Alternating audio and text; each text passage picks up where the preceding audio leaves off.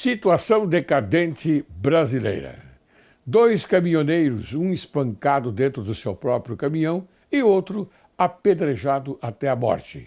Tudo isso acontece, infelizmente, porque temos leis fabricadas, manipuladas ao bel prazer de partidos ou grupos poderosos e um outro poder corrupto que, através de decretos e medidas provisórias, atende e beneficia aqueles que os favorecem. Se a polícia prendesse como diuturnamente faz e o judiciário interpretasse de forma totalmente imparcial leis juridicamente corretas, equânimes e neutras, a criminalidade no Brasil seria bem inferior ao que deparamos hoje. Para que isso pudesse acontecer, os legisladores das assembleias, câmaras e Senado deveriam obrigatoriamente serem possuidores de nível superior e apresentarem seus antecedentes criminais.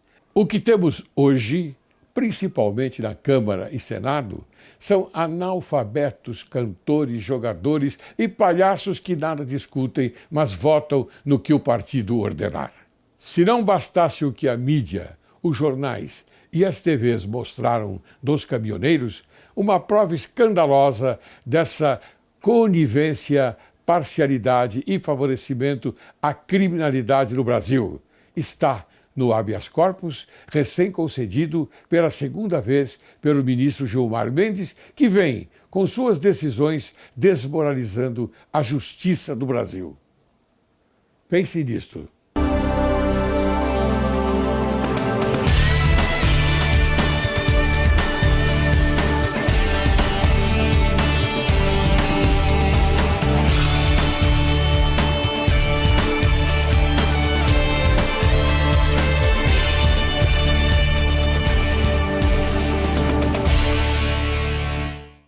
Direito e Justiça em Foco é o teu programa e o Brasil é o teu país.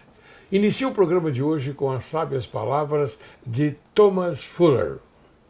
É tal a reputação dos biltres que os honestos são tidos por imbecis.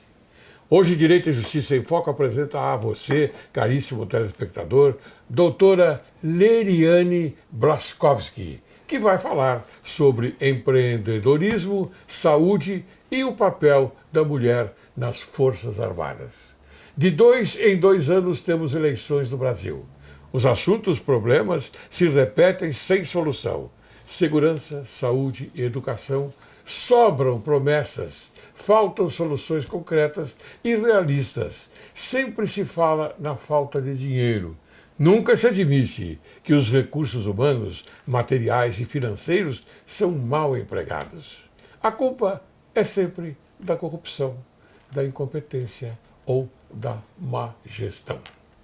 O debate político sobre temas profundos nunca ocorre com serenidade, mas sim na mais pura demagogia. Alguns focam a atenção na educação. A insegurança é o tema que mais assusta a maioria das pessoas. No entanto, a saúde é a preocupação maior. Por isso, Direito e Justiça em Foco convidou uma experiente especialista no assunto para gerar um debate sadio e inteligente para você, caro telespectador.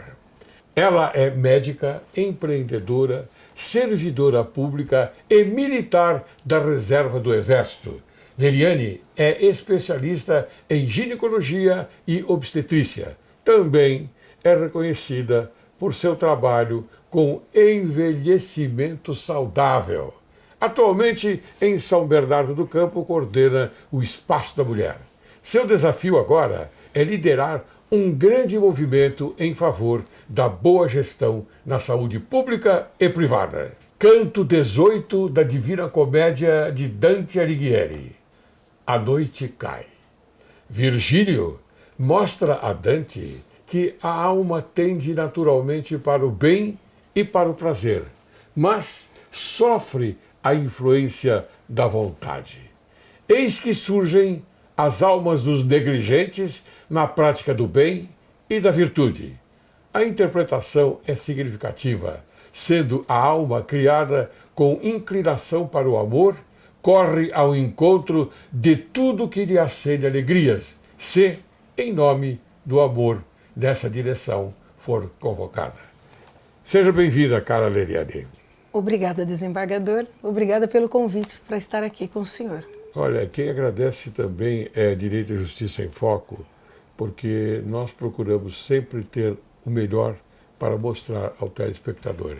Eu sei que você vem aqui para falar aquilo que você conhece bem e falar a verdade.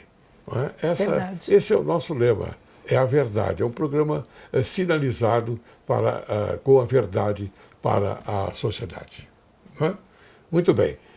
Então, como é que é? Você então já foi das Forças Armadas? Sim, sim. Conta um pouquinho sobre isso. Eu vou contar. Eu fiz a faculdade de Medicina, me formei em 1993, na Faculdade de Medicina do ABC, localizada em Santo André.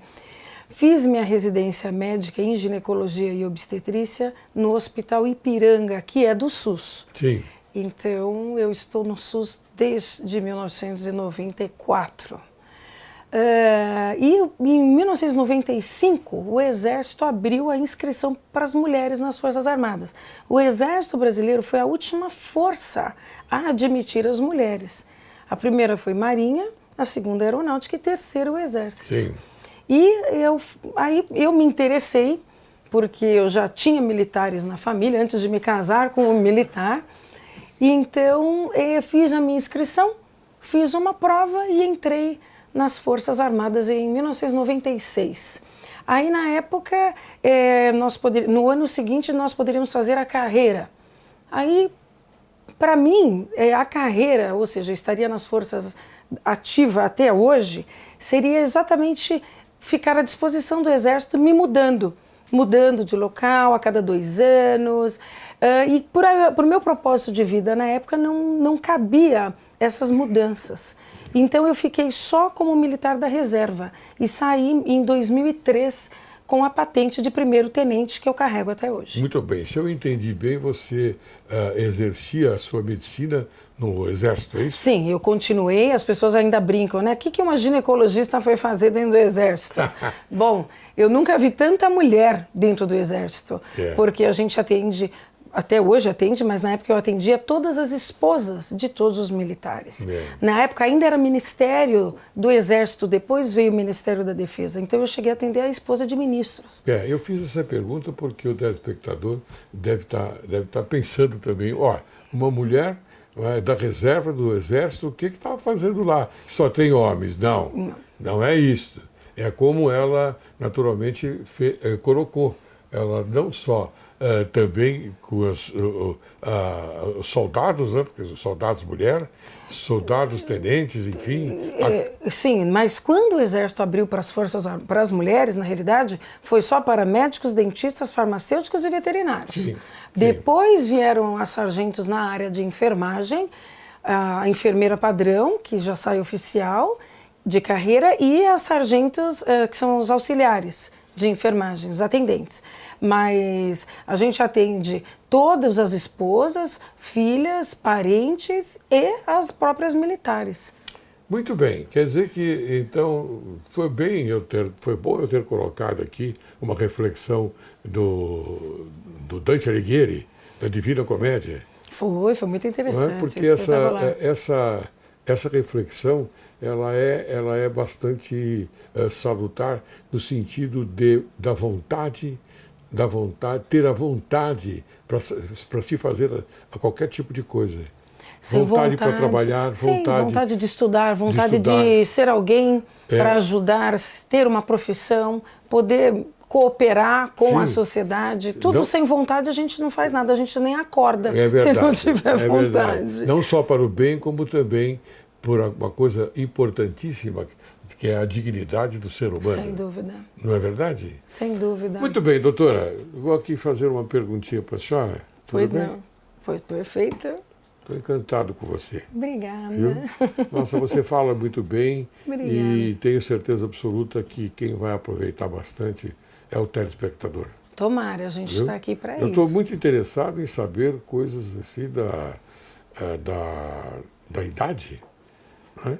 a idade saudável. Ah, do envelhecimento saudável. Do envelhecimento saudável. Mas o senhor sabe por que eu fiz a pós-graduação em envelhecimento saudável? Não, vamos Porque além de eu colocar dentro também a ginecologia em termos de reposição hormonal, porque eu também estou envelhecendo. Sim. E eu também quero o melhor, do jeito que eu quero o melhor para os outros, eu quero o melhor para mim.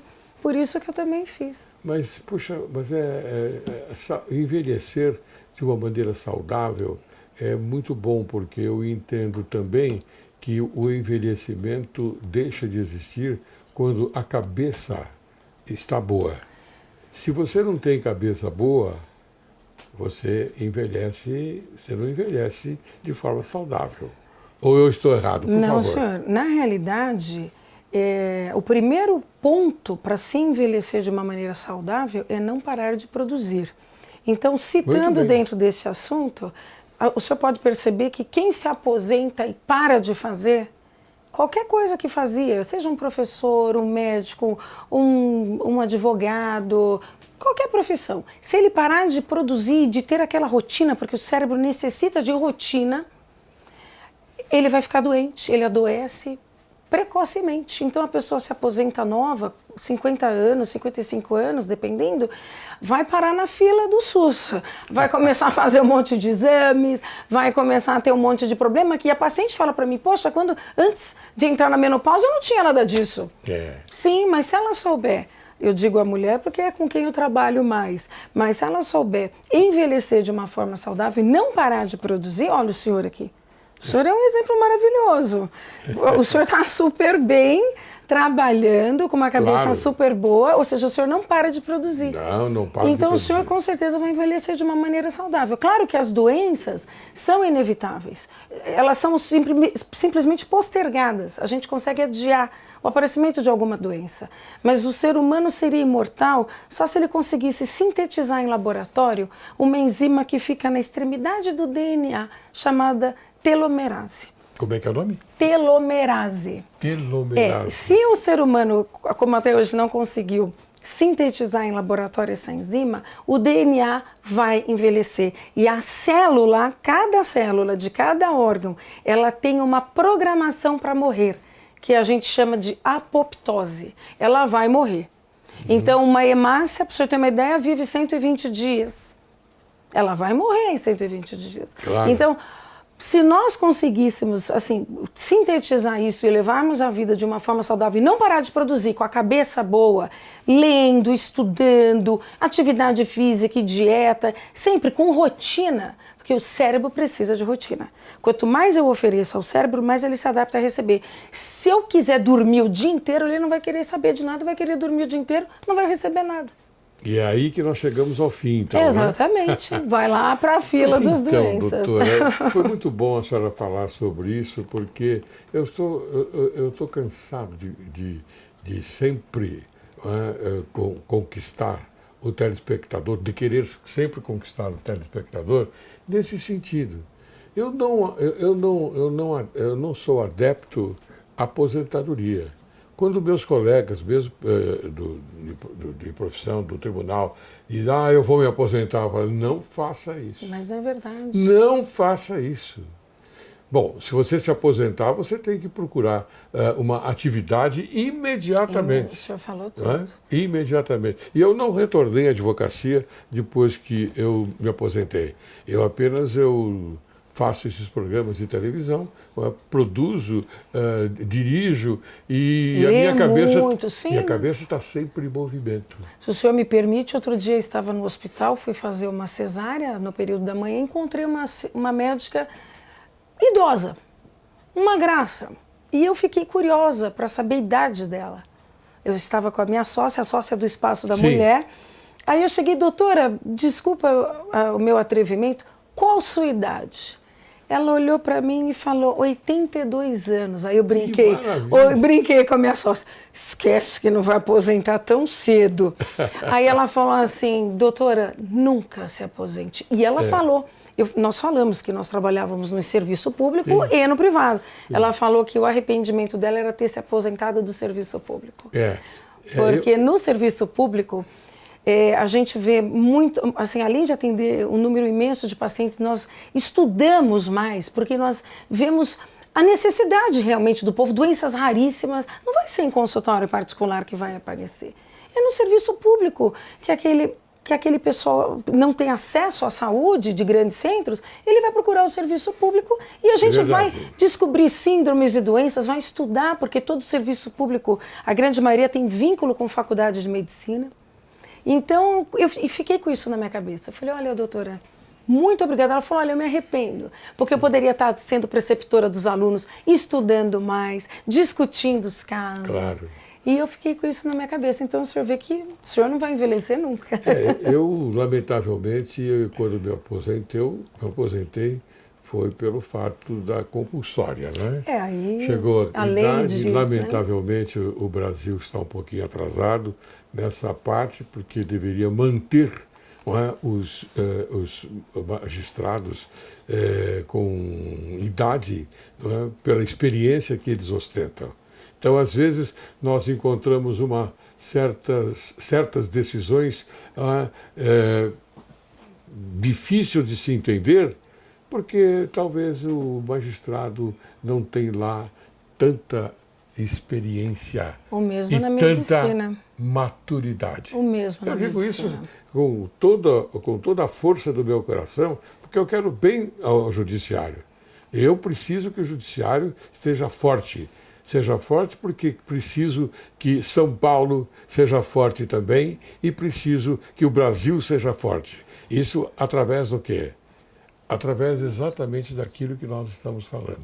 Produção. Produção e maturidade. Produção e maturidade. E o tempo, não adianta, em qualquer profissão, um recém-formado, por mais que ele saiba toda a teoria de todos os livros, ele não tem a experiência, porque ele não teve tempo ainda.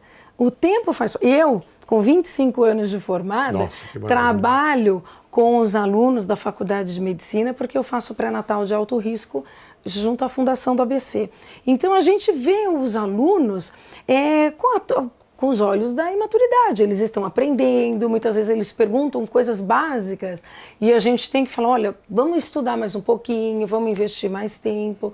Agora, é fundamental, o senhor há de convir que uma pessoa que está formada há 5 anos viu muito menos pacientes do que quem está formado há 25 anos. Exatamente. É a mesma coisa na magistratura, né? Os casos julgados, as experiências, e cada caso é um caso, como na medicina. É verdade, é verdade. A senhora tocou no ponto mágico da nossa conversa. É verdade. Respeite os meus cabelos brancos também, né? Embora eu os pinte, mas tudo bem. Brancos. Ah, desembargador, graças a Deus. Deus. Não estou vendo nenhum cabelo branco. Ainda bem. Nenhum. Mas tem. Muito bem, a senhora é muito simpática também, viu, Obrigada, doutora? muito obrigada. A senhora é muito simpática. Bem, eu queria agora fazer uma pergunta no sentido de que você, doutora Leniane, informasse a gente, fizesse um resumo de sua vivência profissional. Mas você já iniciou esse resumo, então eu gostaria que você falasse alguma coisa sobre a faculdade, até a experiência na área militar e o trabalho no setor público. Quando eu decidi entrar nas Forças Armadas, eu acho que foi uma decisão super certeira, além de ser pintada de verde oliva, como eles falam, né? Os médicos são conhecidos às vezes por serem rebeldes, o médico não tem hora, não cumpre regra, não cumpre horário. O médico pós-plantão está sempre despenteado, não faz a barba. Então, você imagina dentro do exército. Tem que fazer barba todo dia para os homens, pentear cabelo, fazer coque, passar batom. Então, a gente se disciplina, aprende muito. E eu acho que todo mundo deveria servir o exército. Eu não sei se o senhor serviu. Não, eu acho sim também. Eu acho. As mulheres, principalmente. Olha, eu tive uma experiência que fora da medicina é espetacular. Eu brinco, eu sempre falo, nossa, se eu pudesse eu teria ficado. Acho que toda mulher tem que servir, além da disciplina, da hierarquia, a própria parte administrativa, lei, eu estudei muito dentro lá, sobre leis, sobre a própria história, que falam tanto do militarismo de uma forma enegrecida, né? Mas as pessoas não param para lembrar que muito do que existe hoje no Brasil ocorreu tudo em um governo militar. Grandes obras, construções e etc. Grandes personalidades. Então, eu acho que falta isso para a população, estudar um pouquinho mais de história, ver o lado...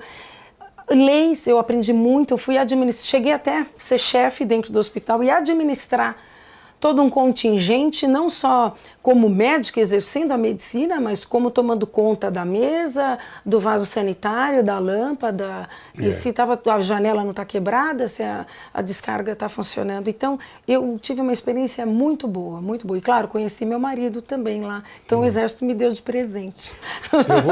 Eu vou mais além, doutora. Para que se obtenha o Estado democrático de direito, é necessário aquilo que a senhora, as preciosas palavras que a senhora proferiu. Hierarquia e disciplina. Disciplina e hierarquia, exatamente. Falta ao brasileiro o conhecimento da disciplina e da hierarquia. Sim. Hoje há uma bagunça nas instituições. Um caos. Um caos. Ninguém obedece a ninguém. Hoje, o funcionário público, como médico, é desacatado pelo paciente. O policial, às vezes, por uma rotina só de pedir um documento, é desacatado por um motorista. Ou seja, tudo. Eu já vi juiz também. Olha, tá um caos. Acho que a palavra certa é essa. É verdade, é verdade. As pessoas não têm mais educação, não têm mais tolerância e não sabem obedecer, não sabem ouvir. E isso eu aprendi muito. Olha, eu carrego comigo até hoje dentro do Exército. O Exército dentro de mim, né? Não, mas o que a gente aprende. Porque meu pai também foi militar. Seu pai? Meu pai foi da aeronáutica. Meus irmãos também serviram o Exército. Meu irmão foi médico do Exército, mais velho. O outro foi de cavalaria. Um tio meu também foi e eu ainda casei com um militar. Então a sua formação é militar. Graças a Deus, graças a Deus. Eu acho que eu cheguei onde eu cheguei por causa disso. É que eu falo, a gente tem outros conceitos, as virtudes permanecem, a família, a própria hierarquia dentro da família, né? Dentro de uma escola, a educação, professor é desacatado por aluno. Né? Hoje está uma bagunça, está um caos. Doutora, eu estou muito contente em tê-la aqui no programa, porque quando se fala em militar, se faz um cara feia, e acho que não é por aí. Não. Eu estou muito contente, telespectador, porque a doutora Leriane está dizendo para vocês, está colocando a maravilhosa vida de um militar. E além do que, o militar é necessário porque protege a pátria. Vou chamar um pequeno intervalo. Depois nós vamos continuar. Perfeito, tá bom? Perfeito. Você aguarda que logo, logo retornaremos.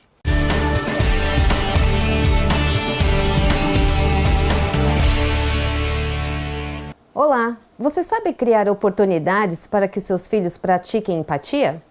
As crianças nascem com muita inclinação natural para a empatia, mas é preciso incentivar essa vocação.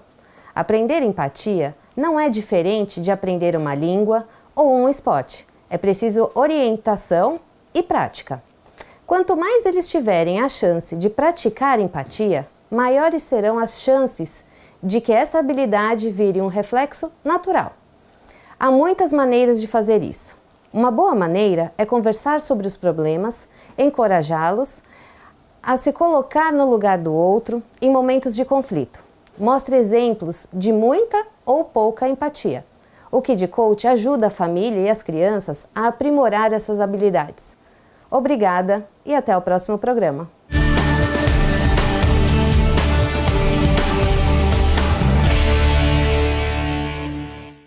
Retornamos. Hoje conversando com a doutora Leriane Blaskowski. Então, doutora Leriane, como eu disse, eu vou repetir mais uma vez para que o telespectador receba esta mensagem com bastante alegria também. Estou contente da senhora estar aqui e falar muito bem a realidade dos militares. Essa é uma realidade que nós não podemos deixar de lado. Militares são ótimos, excelentes. Está aqui a prova. Muito bem. Doutora Leriane, por favor, me diga por que a saúde é tratada de maneira politicamente demagógica no Brasil. O povo é muito carente. E abordar o tema saúde funciona, atrai todo mundo. Todo mundo precisa de saúde para qualquer coisa. Então, os políticos aproveitam o tema, a carência do povo, é um calcanhar de Aquiles. Eu vejo como um calcanhar de Aquiles, porque se nós tratarmos, ou os políticos tratarem de outros assuntos que não a saúde, sem saúde não tem segurança, sem saúde não tem educação.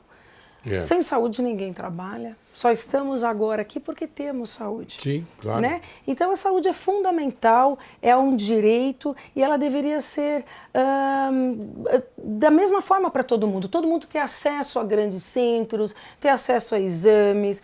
E infelizmente não é assim que funciona. Alguns políticos então se aproveitam do tema. Né? E o povo, ele precisa de um salvador da pátria, o povo precisa de uma solução. Ele quer, ele precisa. Mas saúde também significa o material que se usa no hospital. Por exemplo, falta esparadrapo. Sim, é a parte da materialidade, né? Falta uma gaze. É o que precisa para todo mundo. E falta. Faltam luvas, faltam. Eu nem vou citar o que falta, falta muito. Infelizmente, falta até produto de limpeza, às vezes, em ambiente de trabalho.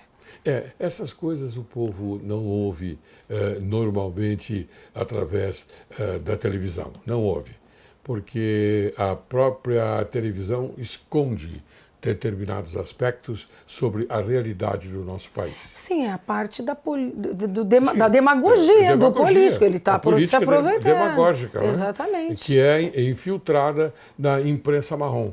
Porque a imprensa marrom não fala nada disso. Ela está sempre do lado do forte, do lado do poder, do lado, lamentavelmente, errado, não é? Da vida. Lamentavelmente, porque nós tínhamos que ter uma imprensa que divulgasse melhor, não é, a realidade desse país. Como nós estamos conversando agora aqui com a doutora Leriane, falta esparadrapo, falta gaze, falta, não tenho mais os termos técnicos. Falta até copo descartável. Falta copo descartável, falta água. Às vezes falta. Não é? Às vezes falta. Às vezes falta. Então, essas coisas aqui eu queria que você observasse, caro telespectador, e guardasse na sua consciência, não na inconsciência, na sua consciência, de que o Brasil, lamentavelmente, é isso. E nós não temos agora que nos esforçarmos a torcer bastante pela vitória do Brasil na Copa do Mundo, porque isso não representa nada. Isso representa um lazer, não representa pátria, não representa idolatria, não representa magnificência. É isto. Esse é o meu desabafo. Ponto, falei. Ponto. Muito bem. Minhas palavras, as suas, as minhas. Quais são os grandes desafios políticos para a evolução da saúde nos setores público e privado? Sim. Nós temos agora que também encontrar um meio para explicar ao telespectador quais são esses problemas. O Brasil, o país, é um país de dimensões continentais, né? E a saúde não é a mesma nos estados, essa distribuição de renda não é a mesma. Não vou muito longe, grandes políticos vêm para o estado de São Paulo fazerem tratamento. Se eles têm um colégio eleitoral no estado deles, por que não fizeram nada pela saúde no estado deles, sem eles terem que se deslocar para São Paulo para fazer tratamento nos grandes hospitais? Aquele estado da onde ele veio continua carente, a população continua carente, sem esparadrapo, sem gás e às vezes sem o teto para ter uma unidade básica de saúde. Não vou muito longe, isso em 1993 estive em Manaus, fui conhecer um posto de saúde. Como curiosa, foi o ano que eu me formei, aí eu cheguei lá, tinha uma bacia de alumínio, antiga, um par de luvas dentro do álcool iodado. Nossa. Eu olhei e falei assim, aí eu me apresentei para o médico, um senhor muito atencioso. Eu falei, doutor, por que essa luva está no álcool iodado? O senhor sabe que hoje a vigilância sanitária não permite isso. Ele olhou e falou, querida, eu brigo com as armas que eu tenho. É com este par de luvas que eu faço parto, dreno tórax e faço toque retal. Nossa Senhora. 1993 na cidade de Manaus. 1993 na cidade de Manaus. Até no mês de junho. Então, veja bem, só que se o grande político daquele estado fica doente, ele vem para São Paulo. Mas a população vai continuar lá, sendo tratada por aquele médico que está fazendo o possível e o impossível para tratar quem o procura, usando o mesmo par de luvas para todos os procedimentos. Eu não sei hoje, mas eu não acredito que tenha mudado muito.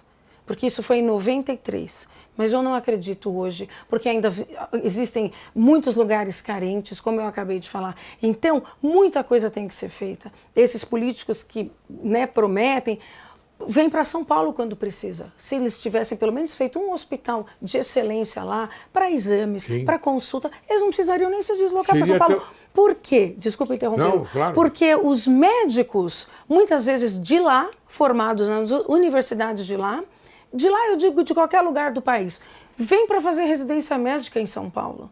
Se formam, se qualificam e têm a mesma capacidade de exercer a medicina daqui, lá, só que lhes faltam recursos. Eles não têm o hospital para pôr em prática a cirurgia que eles aprenderam aqui, o agaso, o esparadrapo, ou a maca, ou um ultrassom numa emergência, uma tomografia. Mas ele aprendeu a fazer aqui que ele poderia fazer lá. Seria uma prova de credibilidade do político, né? Sem dúvida. Uma prova de credibilidade. Olha, eu fiz isso, inclusive, quando eu estou doente, eu vou lá. Exato. E desafoga São Paulo. São Paulo, Rio de Janeiro, são os grandes centros.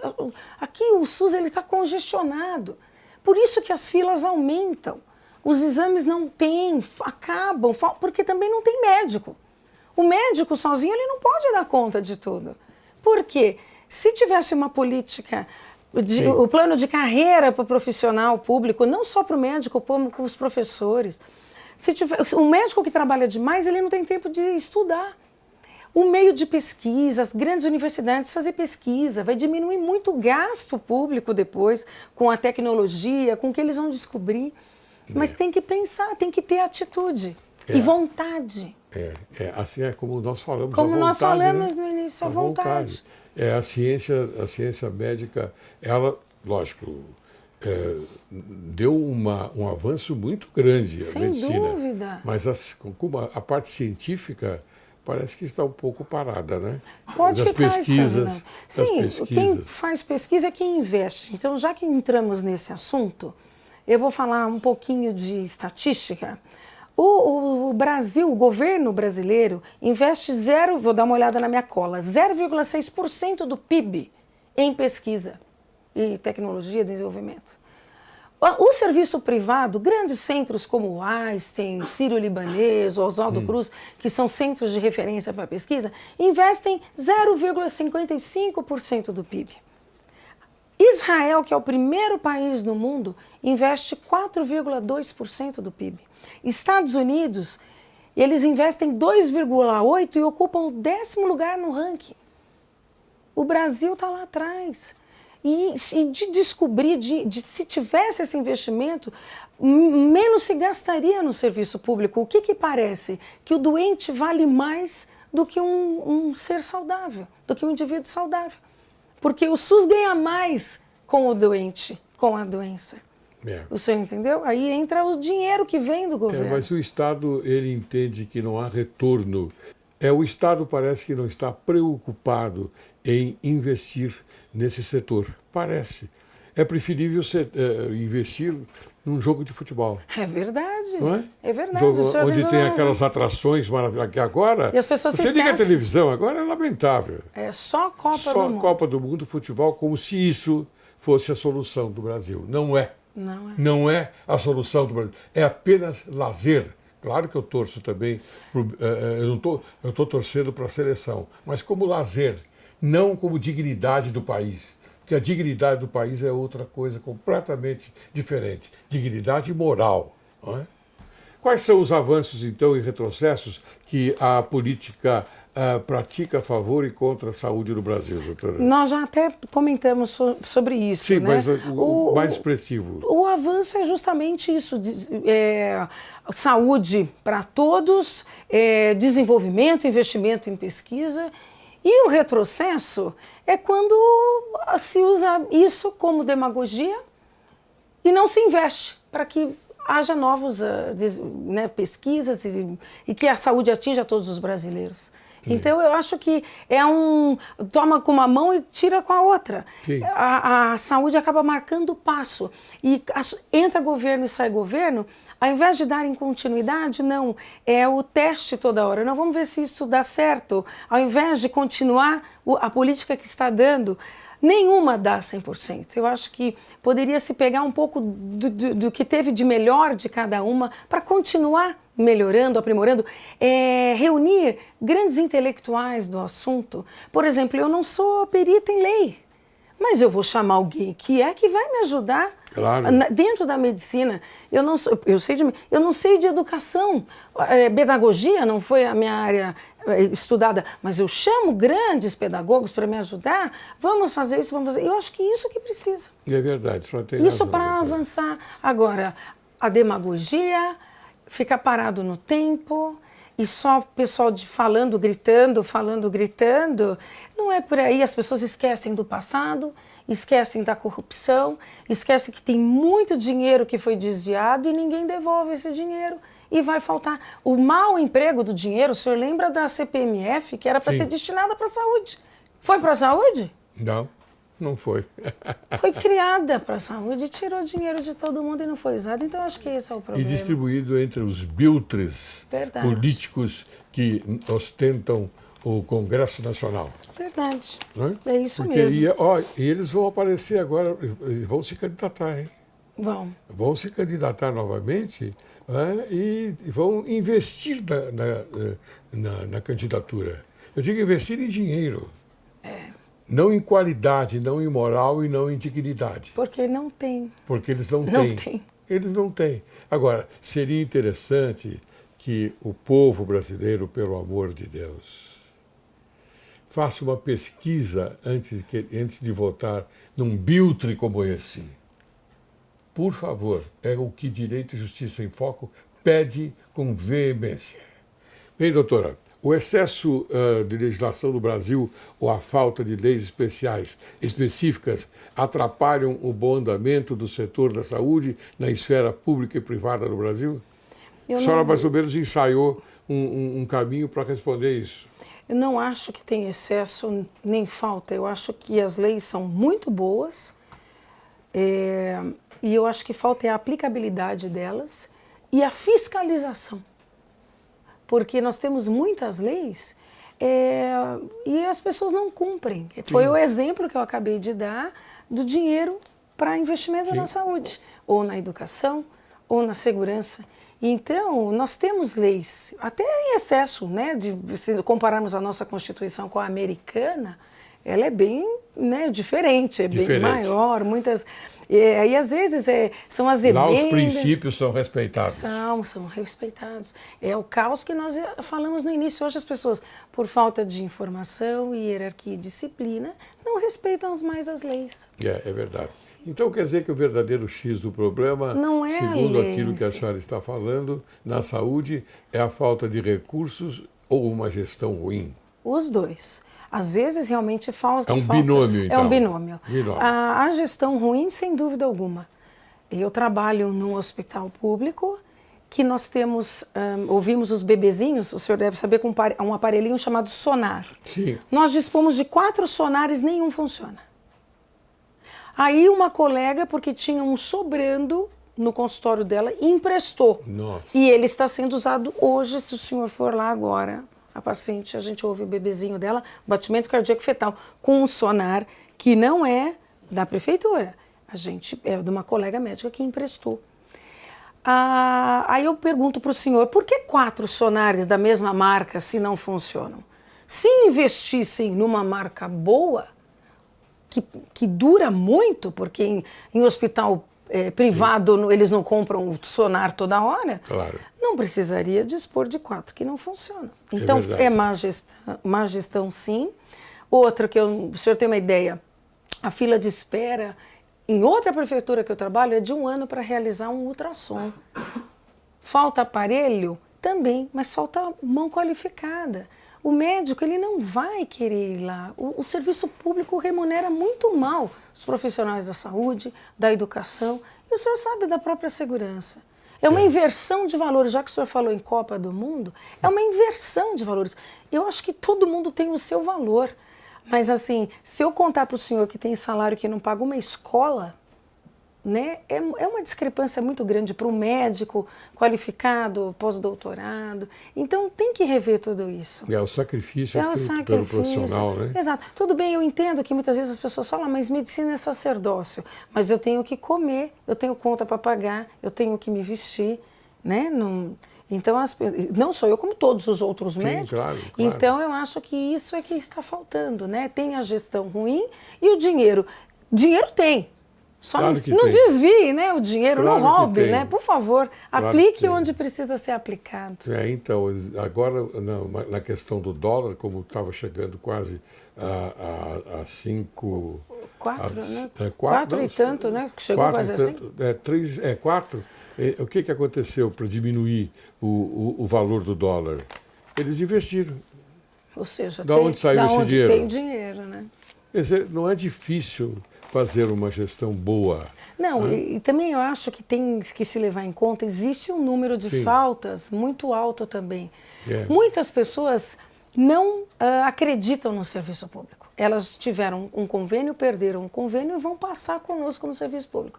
Mas com a fama que o serviço público já tem, em função até de desvios de dinheiro, de roubalheira, de profissionais que trabalham com má vontade. Poxa, se ele ganhasse bem, ele trabalharia sorrindo. Claro. O coitado acorda de madrugada, atende 300 pacientes numa porta e ganha mal. É verdade. É difícil, tem que sustentar a família e fazer hora extra. Então é difícil. Mas as pessoas hoje estão dando mais credibilidade, porque tem paciente que fala, nossa, eu não sabia que o SUS era assim. Porque eu sou a mesma pessoa no SUS ou no meu consultório particular. A pessoa fala, nossa, mas a senhora trabalha em serviço público?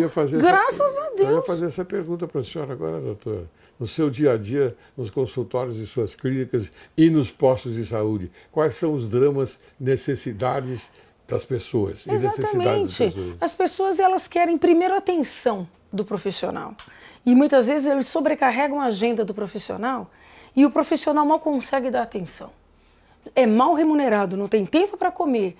Mal tem lugar, porque eu, como ginecologista, a vigilância sanitária exige que o meu consultório, num serviço público, tenha banheiro. Então eu consigo usar o banheiro dentro do meu consultório, dentro da minha sala. Só que os outros médicos, pediatra e clínico, eles não têm banheiro dentro da sala. Então muitas vezes ele quer usar o banheiro, ele não consegue, porque tem uma demanda enorme de pacientes, a fila, ele sai para ir ao toalete, o paciente, doutor, a carência da população.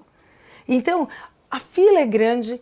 Agora, o índice de faltas também é muito alto. Nós temos 30% de pacientes faltosos dentro do SUS. Então, deveria ter uma maneira de articular. A paciente não vem, coloca outra no lugar, dá tempo para agilizar, senão a fila fica parada. Os exames, a máquina quebra, uma mamografia quebrou, para a fila. A fila que já leva meses vai levar muito mais tempo, porque até fazer a licitação da peça para consertar a mamografia, a fila vai aumentando.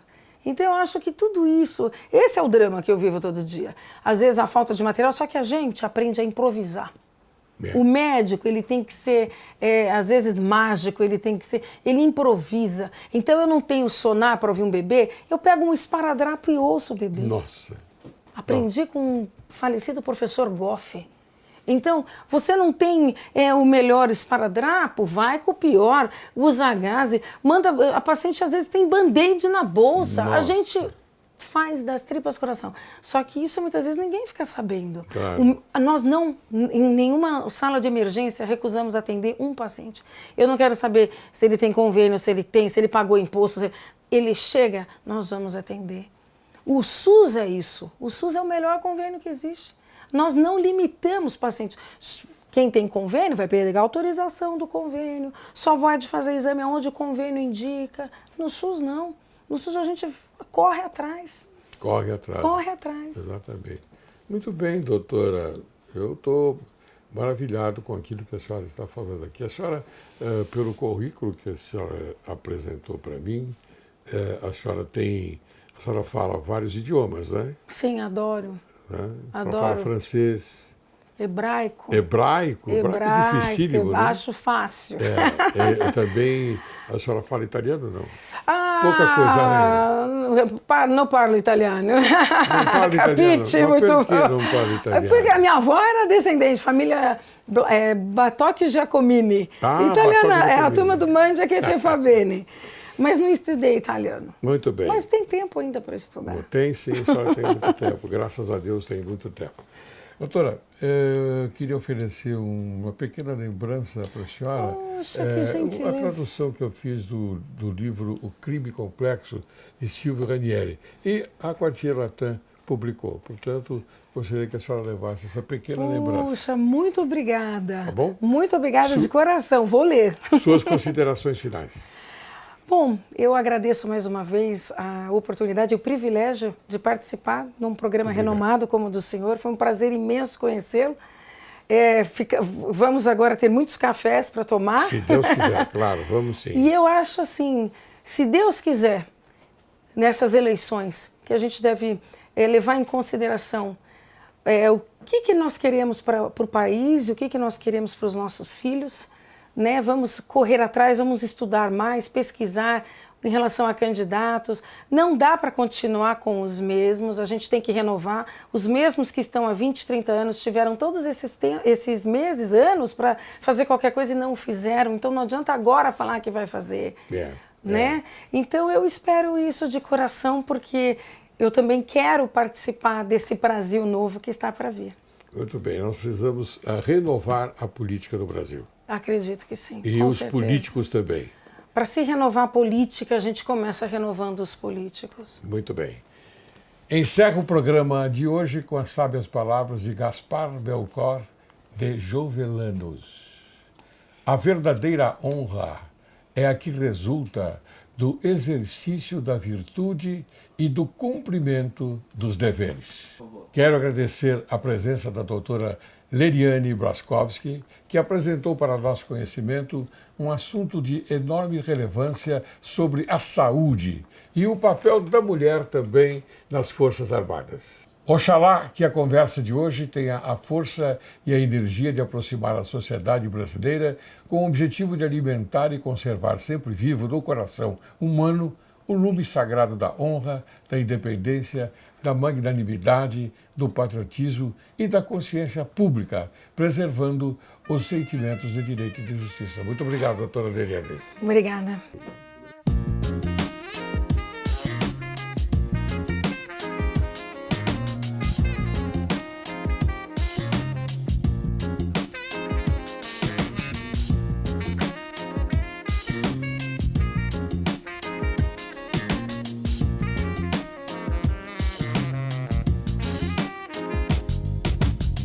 Si ma folie fait ton désespoir, ne m'en veux pas, je n'ai pas voulu te faire de tort. Si tu savais combien mes désirs me font souffrir, ne m'en veux pas, je me débat contre ce sort.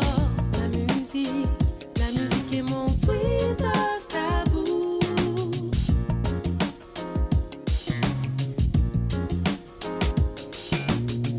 La musique est mon sweetest tabou. Trop égoïste, comme une tempête, elle envahit mon corps, mon air. C'est un